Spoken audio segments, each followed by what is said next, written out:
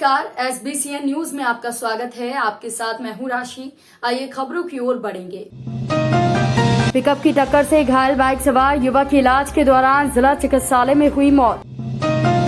नीमच सहित जिले भर में शाम होते शुरू हुई बारिश। बालागंज में घुसे सैकड़ों की संख्या में लोगों ने की पूरे गांव में तोड़फोड़, मामला सरपंच के अपहरण का। हौसला अगर बुलंद हो तो आदमी पत्थर से भी पानी निकाल सकता है। ऐसा ही कारनामा नीमच जिले के लालपुरा के युवा विनोद अहीर और बलराम अहीर ने कर दिखाया है। नीमच जिले के जावद तहसील के गांव लालपुरा के रहने वाले ये दोनों युवा उन तमाम किसानों और बेरोजगार युवाओं के लिए आदर्श हैं जो रोजगार के लिए यहाँ वहाँ भटक रहे हैं। इन युवाओं ने लॉकडाउन के दौरान जब से बहुत से लोग बेरोजगार हो रहे थे उस समय अपना व्यवसाय चलाया जो आज अच्छा मुनाफा दे रहे हैं। दोनों युवाओं ने ओवर फूड प्राइवेट कंपनी की मशीन खरीदी जो कम कीमत में अच्छी मुनाफे का काम करती है। इस मशीन को खरीदने के बाद युवाओं ने घर पर ही वेयर हाउस बनाकर उद्योग का संचालन किया। बस 3 माह में ही दोनों युवाओं ने अच्छी कमाई कर ली। महत्वपूर्ण बात यह है कि कंपनी जहां मशीन बेचने का काम नहीं कर रही है, मशीन के साथ किसानों को और युवाओं को इससे तैयार किए गए माल को बेचने के लिए बाजार भी उपलब्ध कराने में सहयोग कर रही है। इससे युवाओं के लिए बाजार ढूंढने के लिए भटकना नहीं पड़ रहा। इस मामले में कंपनी के जिम्मेदारों ने मशीन के बारे में जानकारी दी तो दूसरी ओर युवाओं ने अपने अनुभव मशीन खरीदने के बाद साझा किए।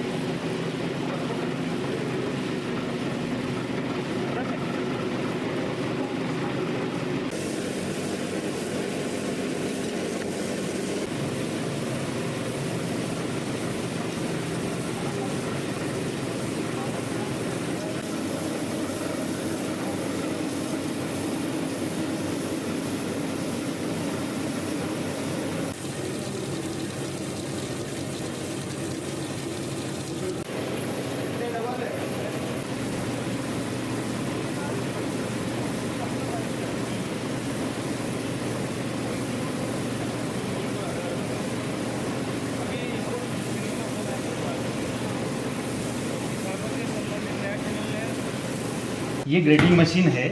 मेनली इसका काम चने का जो है ग्रेडिंग करने का होता है।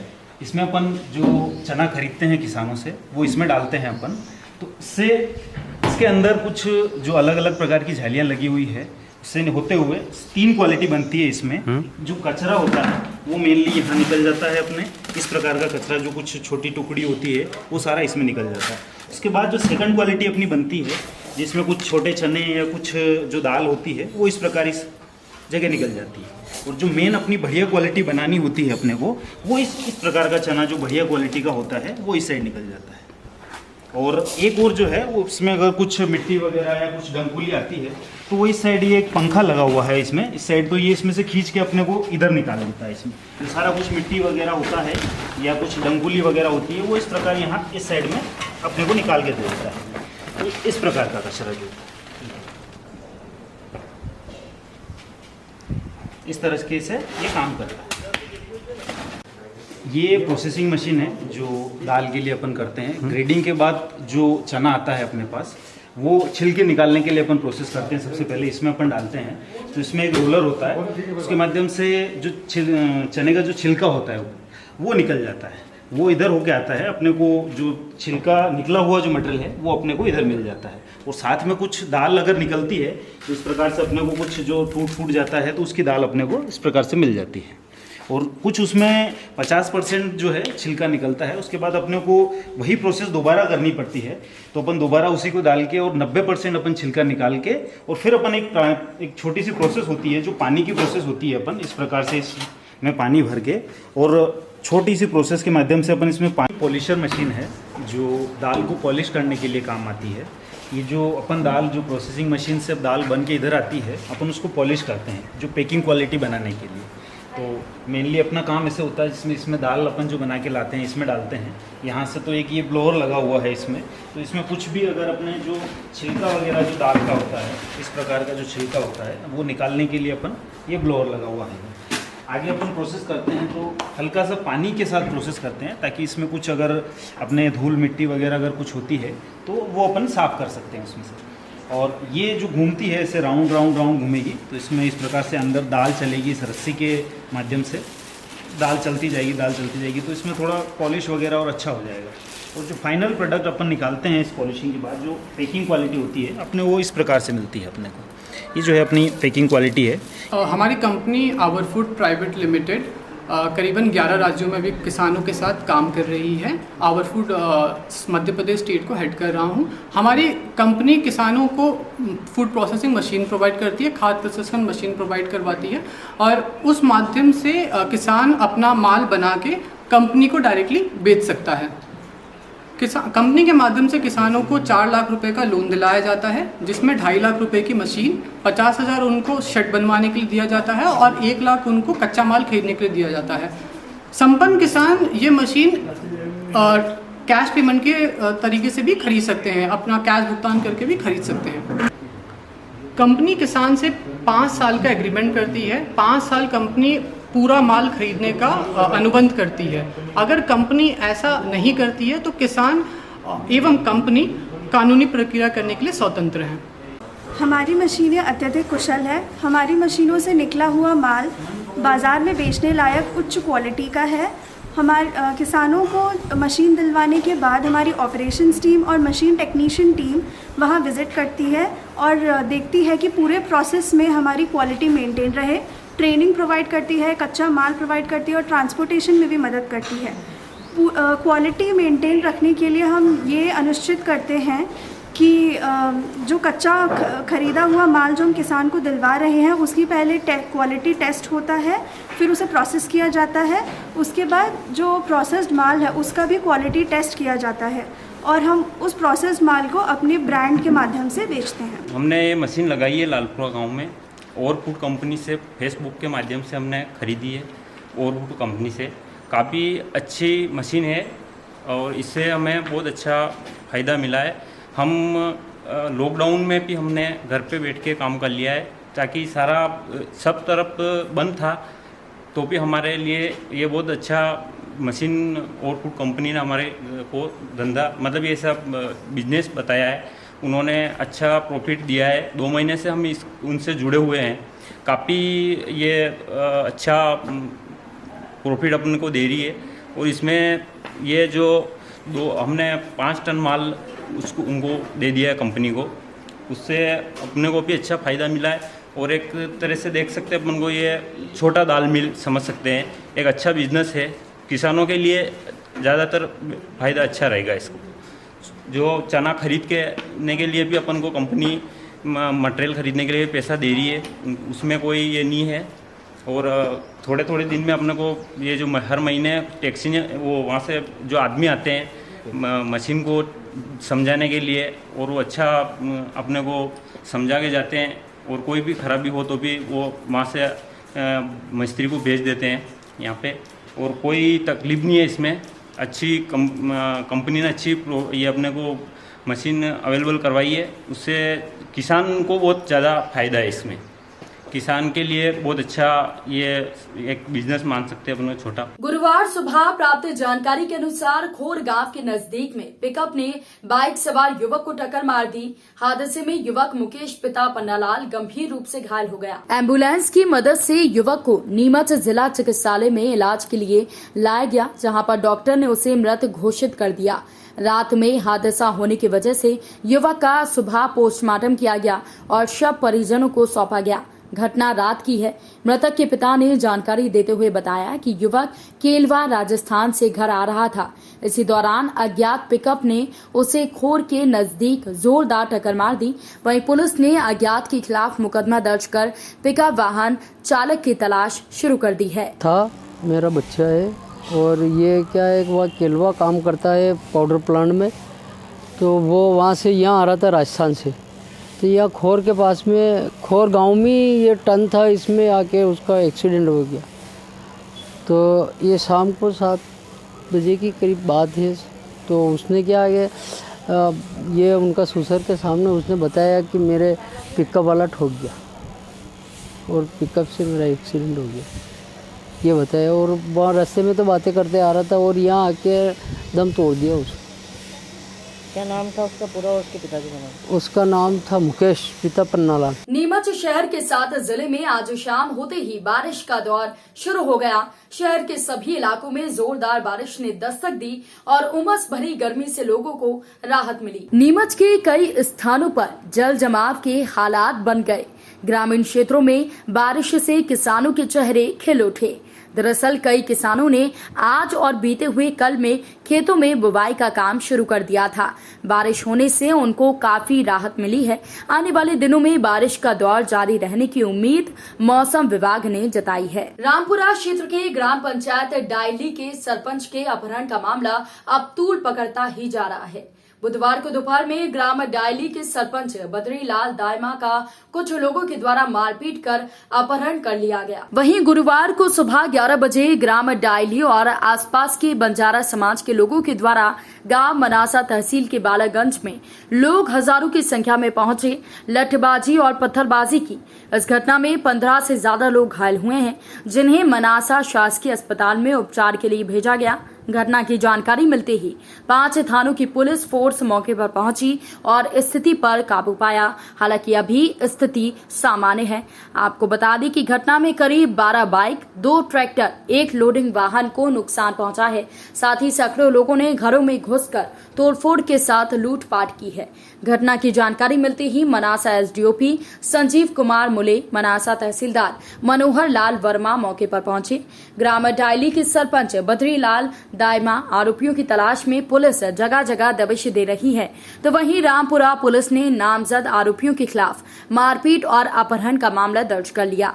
एडिशनल एसपी सुंदर सिंह कनेश ने कहा कि ये बालागंज के लोग हैं, इनका आपसी कोई रिश्तेदारी का पुराना मामला है, जिस वजह से ये घटना घटित हुई है। पुलिस आरोपियों की तलाश में जुटी है। वहीं दूसरी ओर सरपंच के अपहरण के बाद सरपंच के गांव के लोग मनासा थाना क्षेत्र के अंतर्गत आरोपियों के गांव बालागंज वाहनों में बड़ी संख्या में भरकर पहुंचे। बताया जा रहा है कि गांव में पहुंचकर पथराव कर तोड़फोड़ की गई और जानकारी मिलते ही पुलिस बल मौके पर पहुंचा। घटना में करीब 15 से 20 लोग घायल हुए हैं और करीब 1 करोड़ से ज्यादा का नुकसान और लूटपाट का मामला ग्रामीण जनों ने बताया है।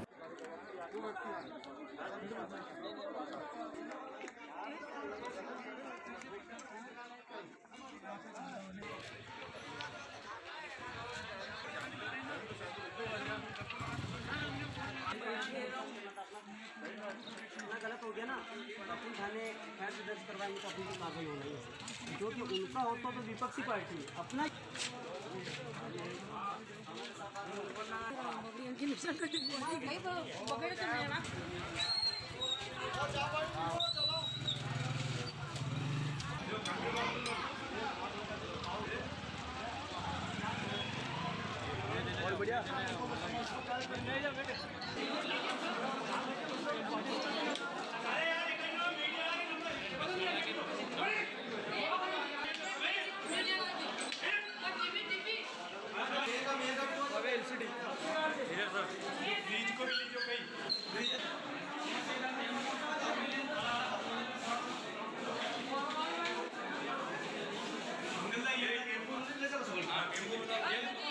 सब गायब है घर से 25 लाख रुपए लेकर गए हैं वो लोग।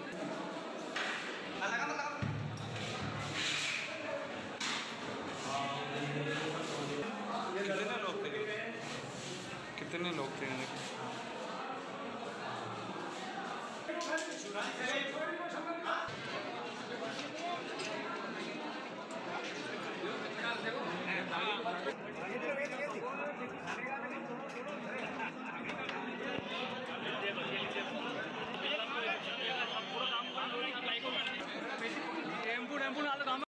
मेरे भाई की 13 साल की लड़की, वो लोग कहते हैं शादी करो। मैंने शादी करने से मना किया, तो उन्होंने हाथी माता जी मेरे पापा के साथ मारपीट की।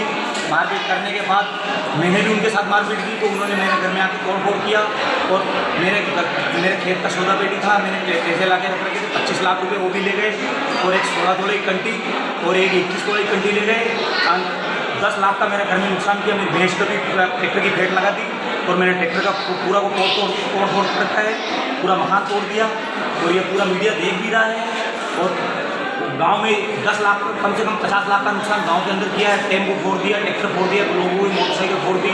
और इसमें हाथ है एक तो माला हेड़े के बाबूलाल सरपंच का, और एक बद्री सरपंच का गायली वाले का, और एक राजू दायमा, उसका पाप का नाम लाल सिंह है, वो सर्वनाशी हो गए, मर गए। उन्होंने आके मेरे घर में ये किया। मैं 13 साल की लड़की की शादी कैसे कर सकता हूँ सर? उन लोगों ने इसलिए मेरे साथ इतनी ज़बरदस्ती की। शुरू में हाथापाई उन्होंने आंटी माता जी की थी, इसलिए मैंने भी उनके साथ हाथापाई की थी। तो मेरे घर में आके इतना नुकसान किया उन्होंने। 25 लाख रुपये केस ले गए मेरे, और मेरी भैंस की फेट लगा दी ट्रैक्टर की, और मेरी 2 कंटी ले गए, एक तो 16 तोला और एक 21 तोले की। और मैंने ट्रैक्टर फोड़ दिया, मेरा पूरा मकान फोड़ दिया। गांव में भी कम से कम 1 करोड़ का नुकसान किया उन्होंने। एक लोगों का टेम्पो फोड़ दिया, मोटरसाइकिलें फोड़ दी, मकान तोड़ दिए, इतना नुकसान किया। और इसका जिम्मेदार बद्री सरपंच। कितने लोग थे करीब इसमें? कितने लोग थे घर के अंदर? नहीं, जो पत्थरबाजी हुई कितने? 1000 लोग थे सर। और मेरी 13 साल की बच्ची है, 13 साल की बच्ची को वो कहते हैं शादी करो। मैंने शादी करने से मना किया, तो उन्होंने हमारे साथ एक बार आंटी माता मारपीट की, तो फिर हमने भी उनके साथ मारपीट की। तो हमारे घर के अंदर आके उन्होंने तोड़-फोड़ किया। तोड़-फोड़ करने के बाद वो लोग 30-40 लोग अंदर आए घर के अंदर। उन्हीं को 1000 आदमी आए थे, और 30-40 लोग ने घर के अंदर आके तोड़-फोड़ की। और तोड़-फोड़ करके मेरा 25 लाख रुपये मेरे खेत का सौदा कर रखा था। उसके पास मेरे पास लिखा पड़ी भी उसकी, और 10 आदमी की मेरे सही ने 25 लाख रुपये मेरा केस ले गए। 25 लाख रुपये मेरे केस ले गए, और 2 कंटी ले गए मेरी, एक तो 21 तोला और एक 16 तोला। और घर में कितना नुकसान हुआ? घर में तो सर मेरा कम से कम 10 लाख का नुकसान हुआ। पूरा ट्रैक्टर फोड़ दिया, पूरा मकान तोड़ दिया, आपने देखा भी है। और सारा ये देख लो, आप देख ही रहे हैं, सब मेरा 10 लाख का नुकसान, फ्रीज चक्की कुछ नहीं रखा मेरे घर में। और इसमें सबसे ज़्यादा हाथ है माला हेड़े वाले बाबू सरपंच का, और बद्री सरपंच का गायली वाले जी। और गांव में कितना नुकसान हुआ? गांव में सर टेम्पो फोड़ दिया, 8-10 मोटरसाइकिल फोड़ दी, लोगों का मकान तोड़ दिया, बहुत नुकसान किया। इतना नुकसान किया सर कि कोई बता नहीं सकता हूँ मैं।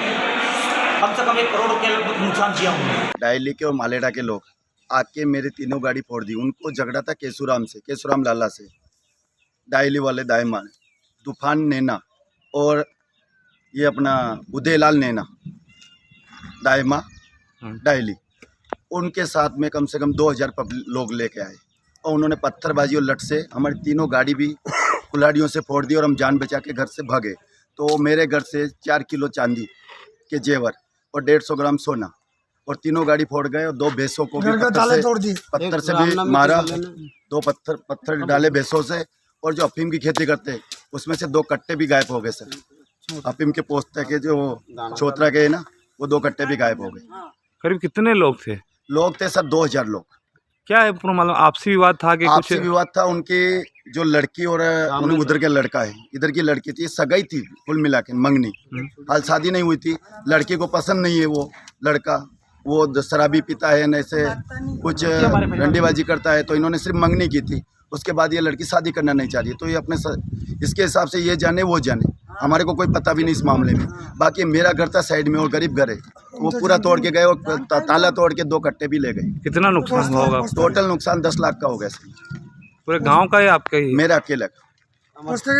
चांदी के जेवर 150 ग्राम सोना था, 2 कट्टे जो अपने चौतरा के रहते ना वो ले गए, और 2 भैंसों को भी, भैंस ज्ञापन है अभी, मतलब बच्चा बच्ची है पेट में, उसको भी पत्थर से मारा है। और बाइक तो बिल्कुल खत्म हो गई, 3 गाड़ियाँ जिसमें नहीं थी एक तो। सर हमारा बेकसूर नुकसान किया, मेरा टेम्पो फोड़ दिया, मेरा गाड़ी फोड़ दी, मेरे घर का ताला तोड़ के 10,000 रुपये निकाल ले गए और मेरी गायें भैंसें सबको मारी। आदमी डायली किए थे और 500 आदमी थे करीब। किस मामले में आए थे वो? क्या ये हमारे समाज का विवाद था और हमारे को बेकसूर नुकसान किया। गांव वाले में हमारे उससे कोई लेन देन नहीं था, और बेफालतू हमारा बीच में वैसे ही नुकसान किया उसने। कितना करीब नुकसान हुआ? 1 लाख रुपए का नुकसान हुआ। विगत दिवस शाहपुर थाना डायल 100 के द्वारा हुई लापरवाही पर रीवा एसपी ने बड़ा एक्शन लिया है। बीते दिनों शाहपुर थाना क्षेत्र में डायल 100 में तैनात नगर सैनिक के द्वारा एक लड़की के साथ दुर्व्यवहार रात में किया गया। लड़की और एक लड़का बस के अंदर संदिग्ध अवस्था में पाए गए थे। इसके बाद लड़की बार बार हाथ जोड़कर निवेदन करती रही, लेकिन आरक्षक ने एक नहीं सुनी। उसे अर्धनग्न अवस्था में ही डायल 100 में बैठाकर थाने तक ले गया। इसका मामला तूल पकड़ा। इस पर एसपी ने तत्काल ही नगर सैनिक के साथ 3 अन्य के खिलाफ मामला दर्ज करने का निर्देश दिया, जिस पर थाने में मामला दर्ज हुआ। वहीं थाना प्रभारी श्वेता मौर्य को लापरवाही पाए जाने पर लाइन हाजिर कर दिया गया है। रीवा में विगत दिवस हुई शाहपुर की घटना के बाद मामले को गंभीरता से देखते हुए पुलिस अधीक्षक राकेश सिंह के निर्देश अनुसार बस मालिक नगर सैनिक के साथ 4 लोगों पर ST/SC एक्ट के तहत अन्य धाराओं के तहत मामला दर्ज किया है। वहीं थाना प्रभारी श्वेता मौर्य की गंभीर लापरवाही सामने आई तो उन्हें लाइन हाजिर कर दिया गया। इसी के साथ ऐसी घटना की पुनरावृत्ति न हो, इसके लिए रीवा जोन IG उमेश जोगा के निर्देशानुसार आज पुलिस कंट्रोल रूम में DIG अनिल सिंह कुशवाहा, रीवा SP राकेश सिंह के द्वारा डायल 100 पुलिस कर्मियों की बैठक लेते हुए जरूरी दिशा निर्देश दिए गए।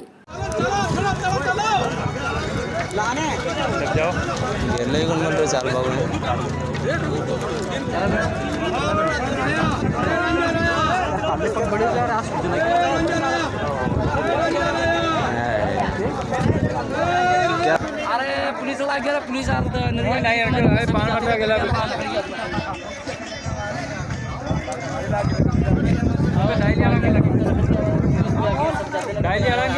लगी हाँ धोखे लगे माथा में लगी।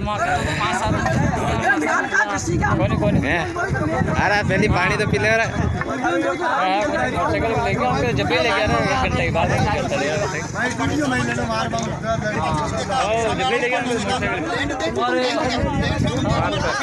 हाँ, कल एक वहाँ पर थाना रामपुरा में एक रिपोर्ट की गई थी कि जो सरपंच है डायली के बद्रीलाल जी, उनका अपहरण हुआ, उनके साथ मारपीट हुई और कुछ लोग अपने मनासा क्षेत्र के जो बालागंज गांव है वहाँ के उन्हीं के समाज के लोग उनको उठाकर ले गए हैं, जिसके उनकी रिपोर्ट के आधार पर फिर थाना रामपुरा में केस दर्ज किया गया है अपहरण का और उसकी तलाश की जा रही है। नहीं, आरोपियों का तो नामजद है, उनकी तलाश की गई है और पुलिस भी वहाँ पर बालागंज में उनके घरों में तलाशी ले रही है। और सरपंच का जहाँ तक अभी तक जो अपडेट है वो सरपंच अभी हमारे संपर्क में नहीं आया है, लेकिन जो आरोपी जो लेके गए थे उनका जो आपसी विवाद था पूर्व का, तो उनका ये कहना कि हमने उसको घर पे छोड़ दिया था, लेकिन अभी सरपंच के से पुलिस का अभी कोई कांटेक्ट नहीं हुआ है। ये पुराना विवाद बता रहे हैं कि जो बालागंज और डायली के गांव में कोई रिश्तेदारी को लेकर कोई लड़की का जो रिश्ता किया था, उसी का जो उनका सामाजिक रीति रिवाज से जो भी उनका आपस में जो रहा होगा उसमें आपस में नहीं बन पाया, तो उन लोगों के बीच में विवाद हुआ था और इसी बीच में इनका कहा सुनी हुई थी या जो भी लड़ाई झगड़ा हुआ था, उसी के एवज में सरपंच को वो लोग उठा कर ले गए, ऐसा उनका कहना है। सर कल उन्होंने बद्रीलाल जी सरपंच डायली वाले को उन्होंने बालागंज वालों ने अपहरण किया था, उसको ढूंढने के लिए गांव वाले बालागंज गए थे, तो बालागंज वालों ने लाठीचार्ज और पत्थरबाजी भी की और पुरुष बद्रीलाल सरपंच का अभी तक लापता है पता भी नहीं कहाँ पे रख रखा उन्होंने। किस बात का विवाद चल रहा है? ये सगाई संबंधी विवाद चल रहा था साहब। कब हुई थी सगाई? ये बचपन में हुई थी ऐसे। किसके साथ हुई थी? कौन लोग थे अपहरण करने केशुराम के लड़के, केशुराम के परिवार वाले थे, केशुराम का चाव। किसकी सगाई हुई थी? ये डायली वाले लड़के की राजू दायमा डायली वाले लड़के की सगाई थी। आज क्या घटनाक्रम रहा है? सर आज कौन-कौन हम घायल हुए अपने? आज पूर्व सरपंच बाबूलाल जी गरासिया घायल और उनके सपुत्र जीवन गरासिया को भी चोट लगी। नीमच में विश्व हिंदू परिषद के तत्वाधान में भारत माता चौराहा पर बुधवार को सायंकाल हिंदू साम्राज्य दिवस मनाया गया।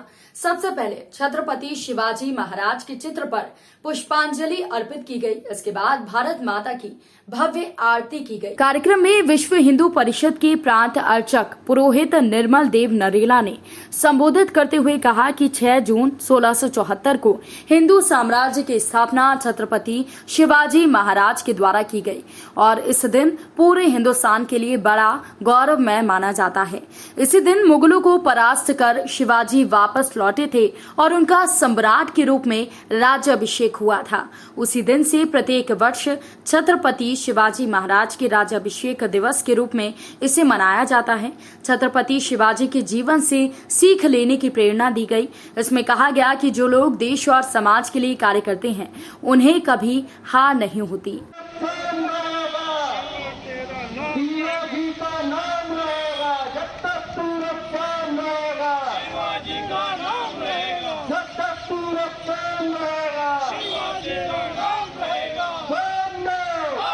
नीमच में जिला शिक्षा विभाग के डीपीसी पीएस गोयल ने नीमच कृषि उपज मंडी के पीछे बनी झुग्गी बस्ती में भ्रमण किया। इस दौरान उन्होंने गरीब बस्ती में रहने वाले बच्चों के अभिभावकों से चर्चा की। उन्हें नीमच जिला पंचायत के सीईओ भव्या मित्तल के निर्देश पर विशेष रूप से आगामी दिनों में शुरू किए जा रहे छात्रावास में बच्चों को भर्ती कराने के लिए प्रेरित किया। मामले पर डीपीसी पीएस गोयल ने जानकारी देते हुए बताया कि पहले छात्रावास वर्तमान जिला पंचायत सीईओ भव्या मित्तल के द्वारा प्रारंभ किया गया था, लेकिन कोरोना के चलते ये बंद हो गया। अब पुनः विशेष रूप से कोरोना गाइडलाइन का पालन करते हुए छात्रावास को शुरू किया जा रहा है। छात्रावास सर्व सुविधा युक्त है और बच्चों को पढ़ाने के लिए विशेष शिक्षकों की नियुक्ति यहाँ पर की गई है। वर्तमान में करीब 25 बच्चों का एडमिशन होना है और अभिभावकों को प्रोत्साहित किया जा रहा है। छात्रावास कोठी स्कूल के नजदीक बना हुआ है। शिक्षा के अभाव में भविष्य ना बिगड़े, इसको ध्यान में रखते हुए जिला पंचायत सीईओ की सार्थक पहल उन गरीब बच्चों और अभिभावकों के लिए फायदेमंद होगी जो महामारी के इस दौर में आर्थिक तंगी से जूझ रहे हैं। विशेष रूप से पन्नी बीनने वाले बचपन को मजदूरी में झुकने वालों के लिए ये काफी ज्यादा लाभदायक साबित होगा। सम्माननीय जिला पंचायत सीईओ मैम ने प्रारंभ किया था, वो अभी कोविड के वजह से, कोरोना की वजह से बंद हो गया है। तो मैडम ने स्पेशल उसकी ओपन करने के लिए अनुमति ले ली है और उसी बच्चों के एडमिशन के लिए, मोटिवेट के लिए आज यहाँ आए थे। कुछ बच्चों को हमने, जो छोटे छोटे बच्चे थे 3 से 6 साल के बच्चे, उनको गणवेश का वितरण भी किया है और उनको सभी को बता दिया है कि परसों 24 तारीख से हमारा छात्रावास रीओपन हो रहा है, तो उसमें आएँ और प्रवेश लें। और हमारे छात्रावास में सभी प्रकार की सुविधाएं, आपको पहनना, ओढ़ना, खाना पीना और स्पेशल ट्यूटर भी रहेंगे। मनोरंजन के लिए भी साधन हैं, खेलने के भी साधन हैं, सभी साधन उपलब्ध रहेंगे और कुछ शिष्यवृत्ति भी दी जाएगी उनको। कितने बच्चे जिनका लक्ष्य इस बार रखा गया है? 100 सीटर है तो 100 बच्चों का लक्ष्य रखा गया है और लगभग हम 100 बच्चों को पूर्ति कर लेंगे। सर कितनी उम्र तक के बच्चे रहेंगे? 6 से 14 तक, कक्षा 1 से लेके 8 तक के बच्चे उसमें रहेंगे। क्या उनकी शिक्षा सब निःशुल्क रहेगी? हाँ, कक्षा 1 से लेके 8 तक की पूरी शिक्षा निःशुल्क रहेगी। शासन व्यवस्था पूरी कराएगा उनको और खाना भी दिया जाएगा और सुबह का नाश्ता भी दिया जाएगा, फल फ्रूट भी दिए जाएंगे उनको, सभी व्यवस्था उनको की जाएंगी। स्पेशल ट्यूशन की व्यवस्था भी है।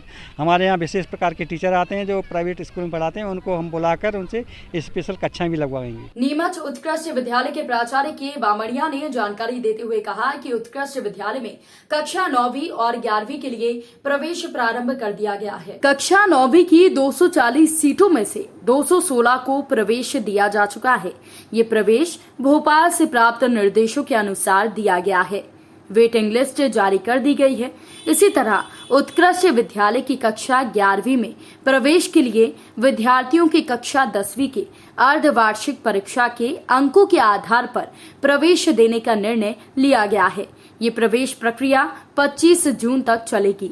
इसके लिए इच्छुक छात्र ऑनलाइन आवेदन दे सकते हैं। 26 जून को सूची जारी कर फोन के माध्यम से बच्चों को प्रवेश की जानकारी उपलब्ध करा दी जाएगी। वर्ष 2021-22 के लिए कक्षा 9वीं एवं कक्षा 11वीं में जिला स्तरीय उत्कृष्ट विद्यालय नीमच में प्रवेश प्रारंभ हो चुका है। कक्षा 9वीं में भोपाल द्वारा प्राप्त मेरिट सूची के आधार पर कक्षा 9वीं में बच्चों को ऑनलाइन प्रवेश दिया जा रहा है। ऑनलाइन प्रवेश 216 बच्चों को 240 के स्थान पर दिया जा चुका है। 626 बच्चों की वेटिंग सूची भी जारी है। शेष बच्चे वेटिंग सूची से ले जाने की प्रक्रिया प्रारंभ हो चुकी है। कक्षा 11वीं में प्रवेश के लिए प्रवेश आवेदन आमंत्रित किए गए हैं। पूरे जिले के जिला स्तरीय उत्कृष्ट विद्यालय में प्रवेश लेने के लिए मैं उन सभी बच्चों से आग्रह करूंगा जो कक्षा 10वीं में अध्ययनरत थे। कक्षा 10वीं के अर्धवार्षिक परीक्षा के अंकों के आधार पर इस विद्यालय में प्रवेश आवेदन वे कर सकते हैं। प्रवेश आवेदन करने की अंतिम तिथि 25 जून 2021 है। 26 तारीख को उसकी मेरिट सूची जारी कर दी जाएगी। अतः समस्त उन छात्रों से आग्रह है जो कक्षा 10वीं में अध्ययनरत थे और वे अर्धवार्षिक परीक्षा के अंक लेकर के यहाँ आएँ और अपने आवेदन करें। प्रत्येक फैकल्टी में 50-50 सीटें आवंटित हैं। वर्तमान में 284 आवेदन आ चुके हैं। शीघ्र ही इसके बढ़ने की संभावनाएं हैं। क्या अपील करना चाहेंगे आप?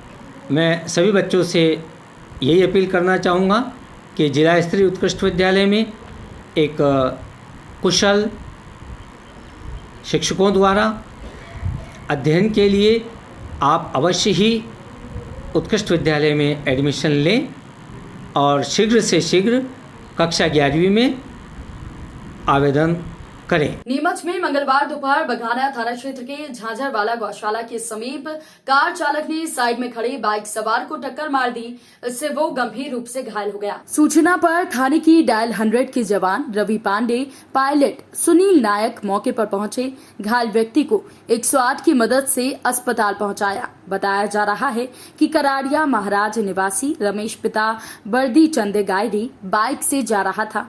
इस बीच झांझरवाला गौशाला के समीप रोड किनारे बाइक खड़ी कर रहा था। इसी बीच वहां से गुजरी एक कार चालक ने उसे जोरदार टक्कर मार दी। इससे वो गंभीर रूप से घायल हो गया है। इस बुलेटिन में फिलहाल के लिए इतना ही। अपडेट्स के लिए आप बने रहिए SBCN न्यूज के साथ। नमस्कार।